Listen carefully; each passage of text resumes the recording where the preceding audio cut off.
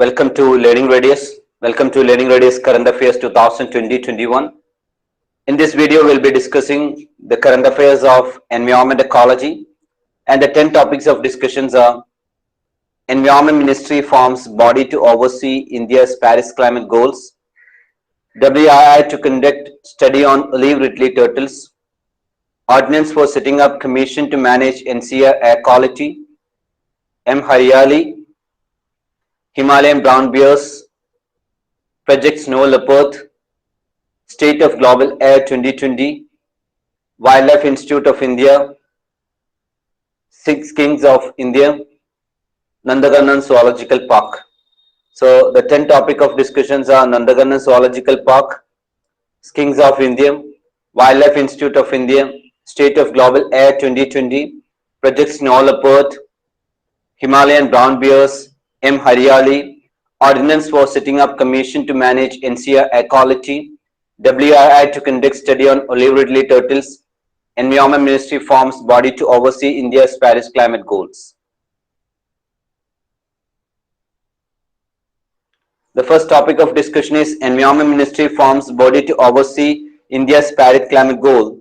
To ensure that India was on track towards meeting its obligation under the Paris Agreement, including its nationally determined contribution, the Union Environment Ministry has constituted a high-level inter-ministerial apex committee for implementation of Paris Agreement. So it is apex committee for implementation of Paris Agreement under the chairmanship of Secretary of Ministry of Environment, Forest and Climate Change. So here it is to ensure that India was on track towards meeting its obligation under the Paris Agreement, including its nationally determined contribution. So right from Paris Agreement, the most significant term is nationally determined contribution. You should have an idea what is INDC or what is nationally determined contribution. The Union Environment Ministry has constituted a high-level interministerial apex committee for implementation of Paris Agreement under the chairmanship of Secretary of Ministry of Environment, Forest and Climate Change. India submitted its NDC in 2015 for implementation of the Paris Agreement in the post-2020 period.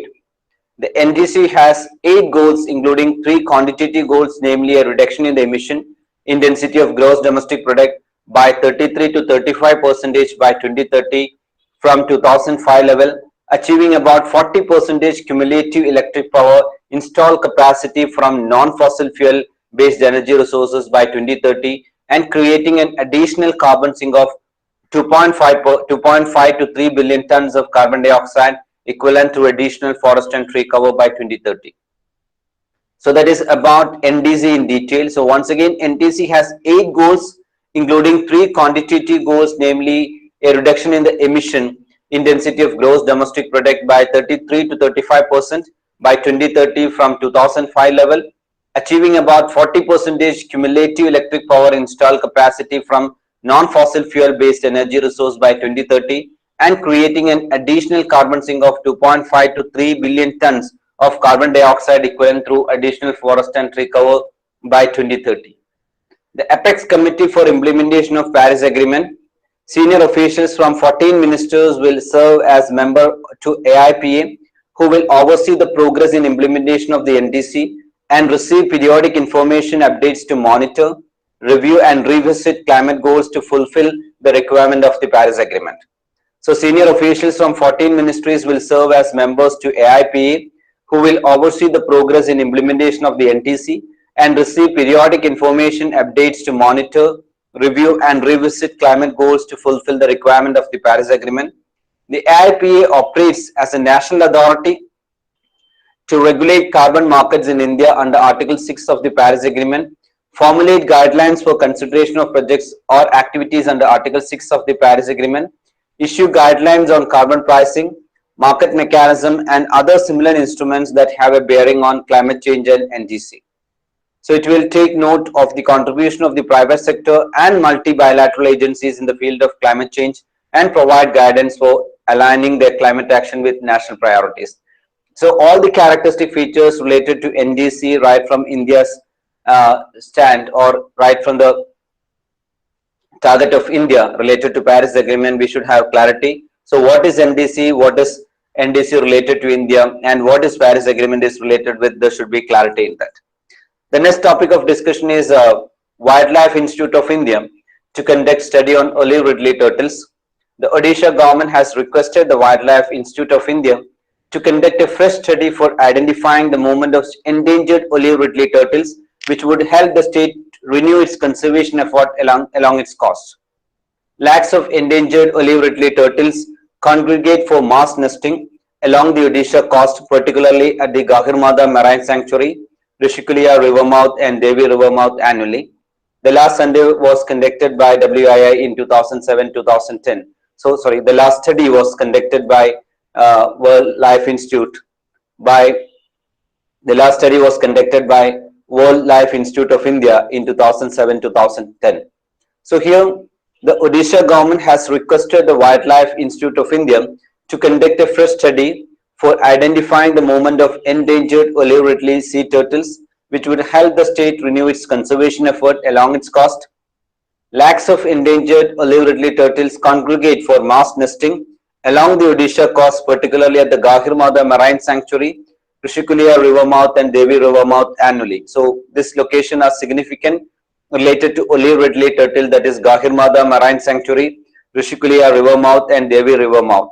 The last study was conducted by Wildlife Institute of India in 2007-2010.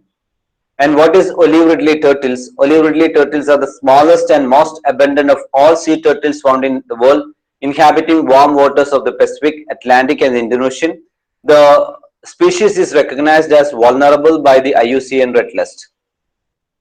Next discussion is Ordinance for setting up Commission to manage NCR air quality. The President signed an ordinance brought in by the Center for a Commission to manage air quality in the National Capital Region. As per the Commission for Air Quality Management in National Capital Region and adjoining areas, Ordinance 2020, the body will be chaired by a government official of the rank of Secretary or Chief Secretary and will include the Secretary Ministry of Environment, Forest and Climate Change and 5 other Secretary or Chief Secretary level officials as ex officio members. The Commission is to have exclusive jurisdiction over the NCR, including areas in Haryana, Punjab, UP and Rajasthan in matters of air pollution and will be working along with the CPCB and ISRO apart from the respective state governments.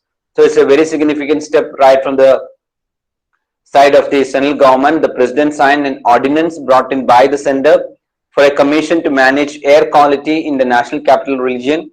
As per the Commission for Air Quality Management in National Capital Region and adjoining areas, Ordinance 2020, the body will be chaired by a government official of the rank of Secretary or Chief Secretary and will include Secretary, Ministry of Environment, Forest and Climate Change and 5 other Secretary or Chief Secretary level officials as ex officio members. The Commission is to have exclusive jurisdiction over the NCR, including areas in Haryana, Punjab, UP and Rajasthan in matters of air pollution and will be working along with the CPCB and ISRO apart from the respective state governments. Next discussion is about M-Haryali, mobile app M-Haryali launched for environment protection in government colonies website. The app is aimed to encourage engagement in planting trees and other such green drives. So M-Haryali mobile app is launched by Environment Protection in Government Colonies and app is aimed to encourage public engagement in planting trees and other such green drives. People can now upload information, photos of any plantation done by them, which is linked to app and will be displayed on the website www.epgc.gov.in. The app provides for automatic geotagging of plants. This app will also enable nodal officers to periodically monitor the plantation. The app is user-friendly and work on any Android mobile phone. So the app is aimed to encourage public engagement. M-Haryali is an app to encourage public engagement in planting trees and other such green drives. People can now upload information or photos of any plantation done by them, which is linked to app and will be displayed on the website www.epgc.gov.in. The app provides for automatic geotagging of plants. This app will also enable nodal officers to periodically monitor the plantation. The app is user-friendly and works on any Android mobile phone. Next discussion is Himalayan brown bears. Recent study on Himalayan brown bears, that is Ursus actos isabellinus. So a recent study on Himalayan brown bears has predicted a significant reduction in suitable habitat and biological corridors of the species in the climate change scenario, prompting scientists to suggest an adaptive spatial planning of protected area network in the Western Himalayas for conserving the species. The Himalayan brown bear is one of the largest carnivores in the highlands of Himalaya. It occupies the higher reaches of the Himalayas in remote mountainous areas of Pakistan and India in small and isolated population, and is extremely rare in many of its ranges. So Himalayan brown bear, recent study on the Himalayan brown bear has predicted a significant reduction in suitable habitat and biological corridors of the species in the climate change scenario, prompting scientists to suggest an adaptive spatial planning of protected area network in the Western Himalayas for conserving the species. That's a discussion about. At the same time, the Himalayan brown bear is one of the largest carnivores in the highlands of Himalaya. It occupies the higher reaches of Himalayas in remote mountainous areas of Pakistan and India in small and isolated populations, and is extremely rare in many of its ranges. The study carried out in the Western Himalayas by scientists of Zoological Survey of India predicted a massive decline of about 73% of the bear's habitat by the year 2050. A publication titled Adaptive Spatial Planning of Protected Area Network for Conserving the Himalayan Brown Bear with details of the study has recently been published in an international science journal. While the brown bear as a species is classified as least concern by the IUCN, this species is highly endangered and populations are dwindling. It is endangered in the Himalayas and critically endangered in Hindu Kush. So that's the discussion about the Himalayan brown bear. The next discussion is Project Snow Leopard. Government committed to landscape restoration for snow leopard habitat conservation. State together with centers should resolve to bring up the population of snow leopard in the next 5 years. So government committed to landscape restoration for snow leopard habitat conservation. In India, their geographical range encompasses a large part of the Western Himalayas, including the states and UTs of Jammu Kashmir, Himachal Pradesh, Uttarakhand, Sikkim, and Arunachal Pradesh. So government committed to landscape restoration for snow leopard habitat conservation. States together with centers should resolve to bring up the population of snow leopard in the next 5 years. That's the discussion. Now, the snow leopard is listed as vulnerable on the IUCN World Conservation Union Red List of the threatened species. The government of India has identified the snow leopard as a flagship species for the high altitude Himalayas. The center hosted the 4th steering committee of the GSLEP program in October 2019 at New Delhi. This meeting resulted in the New Delhi statement of strengthening the resolve of the snow leopard range countries towards conservation of the mount ecosystem of Central and South Asia. So the snow leopard is listed as vulnerable on the IUCN World Conservation Union Red List of the threatened species. The government of India has identified the snow leopard as a flagship species for the high altitude Himalayas. The first national protocol was launched in 2019 on snow leopard population assessment, which has been very useful for monitoring population. Other project, this initiative exclusively focuses on developing landscape-based management plans, habitat restoration plans, livelihood improvement, mitigation of wildlife crime and illegal trade in wildlife, human-wildlife conflict mitigation strategies, improving awareness and communication strategies. So this is about the discussion of Project Snow Leopard. It is very important from India's point of view. The next topic of discussion is State of Global Air 2020. According to State of Global Air 2020 by the United States-based Health Effects Institute, long-term exposure to outdoor and household air pollution contributed to over 1.67 million annual deaths from stroke, heart attack, diabetes, lung cancer, chronic lung disease, and neonatal disease in India in 2019. The report stated air pollution as the largest risk factor for heart death among all health risks. So according to the State of Global Air 2020 by US-based Health Effect Institute, long-term exposure to outdoor and household air pollution contributed to over 1.67 million annual deaths from stroke, heart attack, diabetes, lung cancer, chronic lung disease, and neonatal disease in India in 2019. That's a discussion. And the key finding, outdoor and household particulate matter pollution also contributed to the death of more than 1,16,000 Indian infants in their first month of life last year.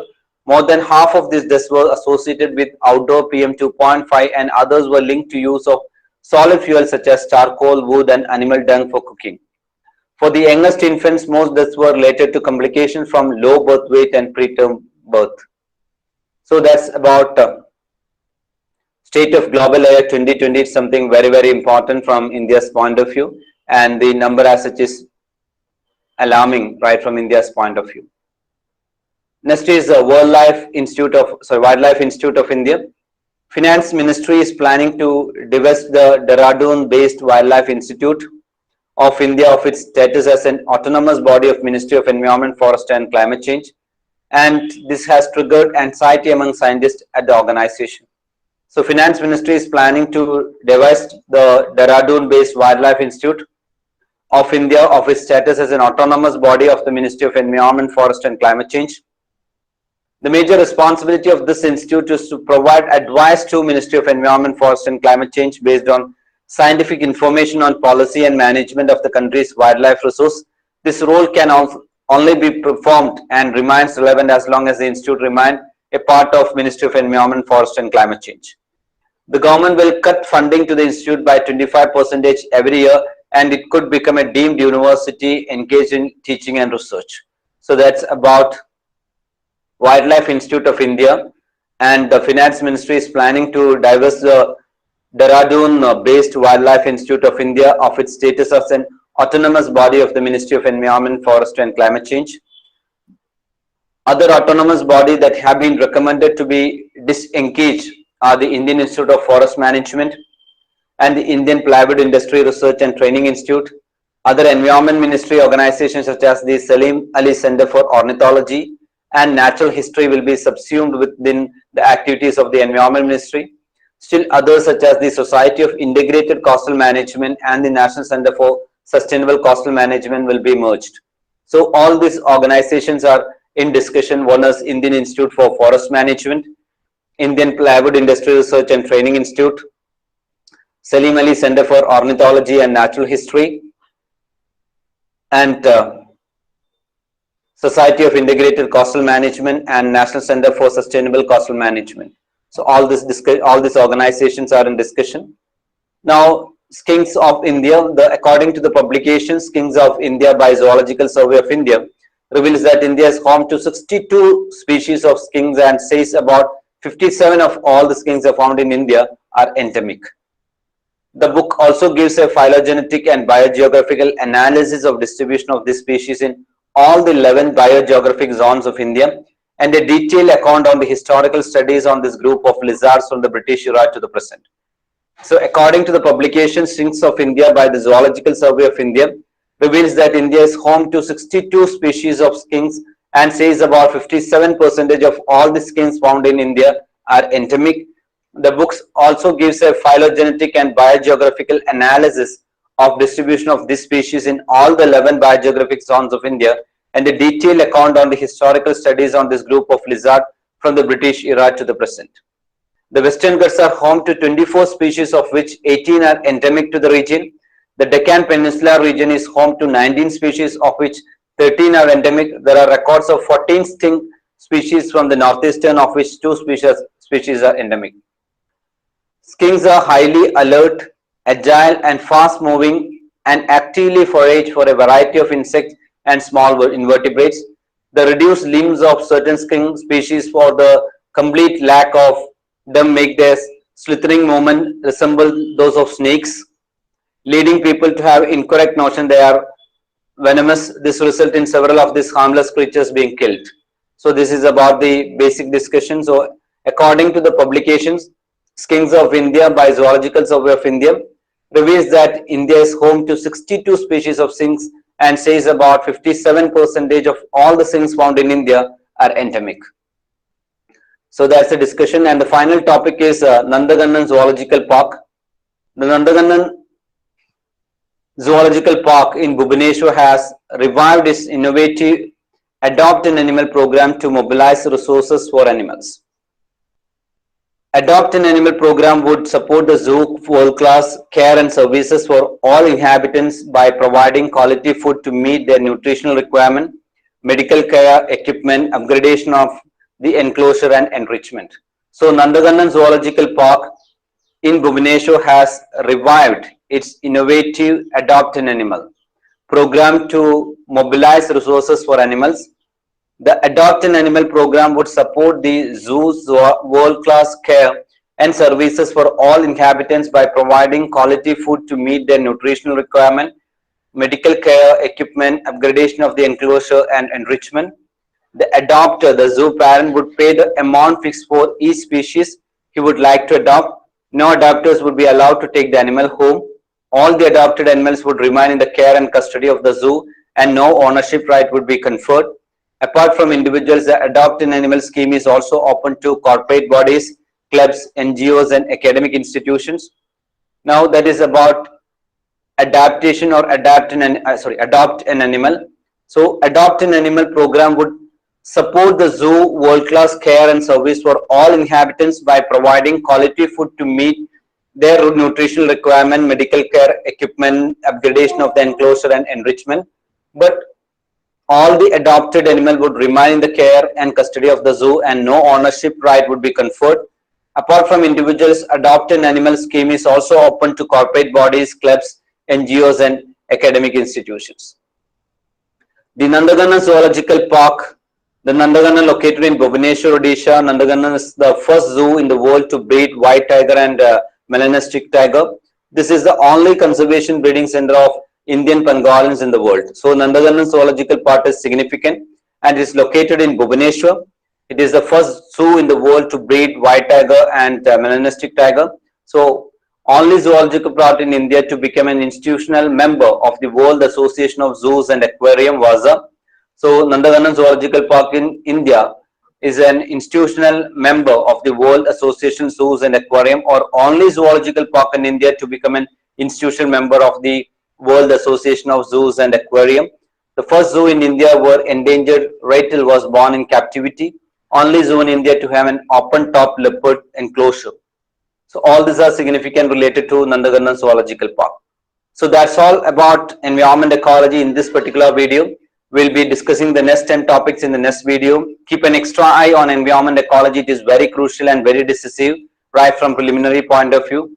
And learn all the basic fundamentals related to the current affairs and watch the analysis video related to environment ecology questions and understand how UPSC is framing environment ecology questions. So have a great time. Calm version is the most productive version. Be calm and have a very productive learning. Happy learning to all of you. Thank you.